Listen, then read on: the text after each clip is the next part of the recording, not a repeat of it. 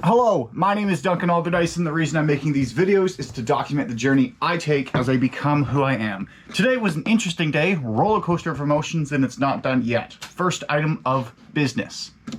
9 dials on the day. So far, we still have a demo that is going to be held at 6:15, but I wanted to record this now so I wasn't tired in case they didn't show up. Got the energy right here. So low activity. However, we also did send out 40, that should be 50 messages on LinkedIn, but 3 booked demos. 3 booked demos. 3. So that was fun. Two of them came from Facebook, like inbound dibsy sort of ones, which were good. That was a conversation in the morning that lasted like a half hour. They had a conversation with Planswell in the past, but I felt good that I was able to actually book her because her main resistance to programs similar to us was they were too salesy and she was more people focused. And I went, well, actually, like I know the training that we do, that initial call with people is structured more about just being an altruistic, trying to see ways that they can help out, like helping the person first, not trying to get the sale. So that lined up nicely. Had like a half-hour conversation. I was practicing not speaking too over them or like not being too eager to talk, resulting in like the end of the conversation. Like there was like easily 4, 5 to 7 minute chunks where I was just listening to her speak, but that's good. Then there was the second demo that I booked was one of like there's a mid-month sequence being sent out that I enrolled a bunch of people into instead of calling the people. And like the first person I called, I thought this is a person who the notes said that they should sign up, but then they didn't show up to the follow-up that I scheduled with them, so I was going low intent, whatever. But by the end of this call, they asked good questions and also wanted to book a follow-up call. And I confirmed that I had a wrong email, and they accepted the invitation like within a minute of me sending it to them. So that's, again, very nice. And then the third one came from another Facebook inbound that came in the afternoon that I called, had like a 15-minute conversation. They got someone else to join them, ended up booking a time with them tomorrow. What was interesting though is both the people that I did call were inbound leads that I called within 5 minutes of them coming in, like within 2 to 3 minutes of them like actually coming in, which is just that same thing. Like there's like some stat which shows like the reply rate of so the difference between the pickup rate of somebody who fills out an ad, like an inbound ad, if you call them within 5 minutes versus within 5 to 10 minutes is 90%. You see, 90% less of the leads you call that are inbound, if you call them within 5 to 10 minutes, pick up compared to those same leads if you called within 0 to 5 minutes. So you got to be very quick. And I was, and that also panned out. So that was nice. The only unfortunate thing was there were 2 demos that I had that were follow-ups that I thought one of them was going to close and forecasted that they did. The one guy picked up, told me a penguin joke, and then said that he wasn't going to move forward, had too many things on his plate, but that I could follow up in 6 months, which is just a brush off. So I just like close, lost, whatever. And then another guy sent me a message on LinkedIn saying he had to cancel because he hadn't had a chance to speak with his partner about this. So that was the little disheartening. And then again was I'll see what we can do. Like, I have your number, I'll get back to you.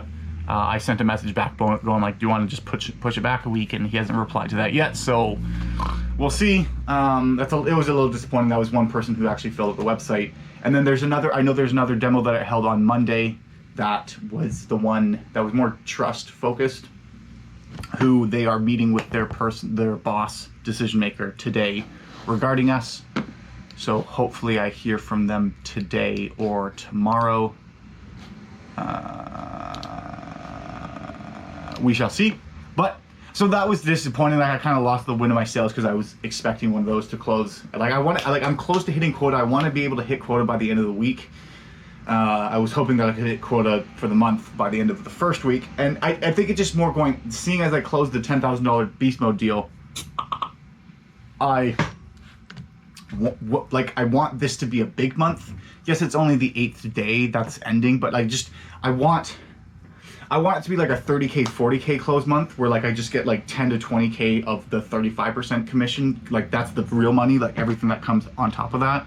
I think I will hit quota, but it just is more I just want to feel that fucking badass payday that was supposed to come in. Like, had the $10,000 deal closed last month, then I would have had that cool, fun, fat-ass paycheck. But whatever. If it's just like a typical like okay month, I'll just be disappointed. Like I want it to be like if I close that $10,000 deal in a month, like that's where I want just to have like a standard month on top of that. But that it doesn't look like it's necessarily going to be happening at this point. Again, it's early. We still technically have, if we exclude today, 2 full work weeks plus 4 days. So there's time. Probably could prospect more. Got to be doing that. Other things that happened were I got new headphones because the AirPods yesterday, there are 2 people who said I was really like quiet. They're like $50 and they're like over the ear. They sound fantastic. Not the sound of them though. They do sound good, but that's not what I really care about. But the actual mic quality. I did a quick mic test and like the AirPods, especially with the background sound going on, sound very like garbly. There's marbles in my mouth, and it's not. You can't hear the subtle pitch changes in my tonality when speaking that you could with these other ones. So I'm excited, as well as they're not fully in ear. They're like not over the ear. It's like, here, let me show you. Like they look like this. So like that's a speaker, and it like kind of sits like, hold on, like that. So I can still hear everything. Okay, and now it's playing the podcast that I was listening to. So that's fun that I now can feel I have my tone is coming through more clearly over the phone, which will lead to more revenue. It's a subtle difference. It's not going to be the make or break that silver bullet, but it's just another golden BB, a step in the right direction, improving. Like now, if I do have those, if I can master my tonality, that would suck if the mic I have doesn't send that signal over, like across. Like no matter how good I sound, it doesn't actually communicate, but it seems to be working. As well as Nietzsche's The Gay Science came in, so I'm interested to start reading this. Hopefully I do. It's an old book. It was actually printed in 1974, which is technically 50 years ago. Which also I go like, how was this printed 50 years ago and they haven't run out of copies 50 years later? Like I'm curious how many, like it's a mass market paperback version of it, but like how many, I guess I could Google that. How many mass market paperback copies are printed per book?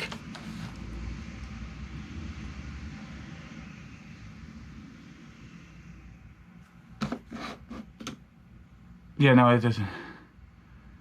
100,000 copies per title. 100, 1, 2, 3 divided by 50 years is 2,000 divided by 365. No, not 365. Hold on. 3650 divided by 12. So 166 copies of The Gay Science by Friedrich Nietzsche sold per month. For some reason that feels, I feel like that's like it's a, like for sure it's an academic like it's a not more academic text that like for sure they have sold more than 100,000 copies. I think it's just more, it's hard for me to believe that this book, this physical copy was printed 50 years ago and just has been waiting for someone to buy it, and that person who bought it was me. What feels more likely is that it was printed recently, but there's nothing on the inside of the cover that says any year.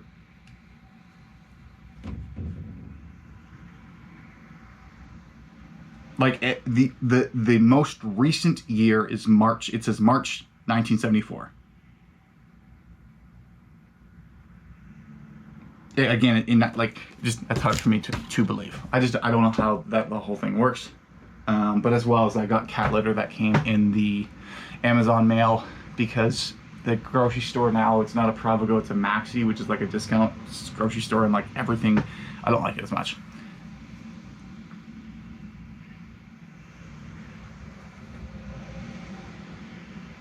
And they didn't have the nice Arm & Hammer cat litter available. Only the cheap stuff, which sucks. So, with that ado, I'm going to, oh, also tacos last night was delicious. I'm gonna prep the stuff right now. So I cut up the vegetables, because that was nice. So that if the demo goes well, I can just make dinner right after, easy. Or if the demo that has not accepted the event yet doesn't, I can just go straight to cooking real easy. Oh, that was there's another demo that was at 3 o'clock that they had to reschedule from today, but then they sent me, like, I called twice, they didn't pick up, and then they said, like, oh, I thought I rescheduled, I didn't see it, and they were like, okay, I just did it, and I saw it. Cool, fun story. The great part was the fact that they accepted the invitation for the new event next Tuesday, and sent me a connection request on LinkedIn. So I don't know if they're just trying to tease me into thinking that they want to move forward without even having met. But also, looking at my calendar, tomorrow I got 1, 2, 3, like an afternoon full of demos. And on Friday, 1, 2, 3, 4 demos again. Okay, so we're good to go. I'm having a good time. All right, I'll talk to you later.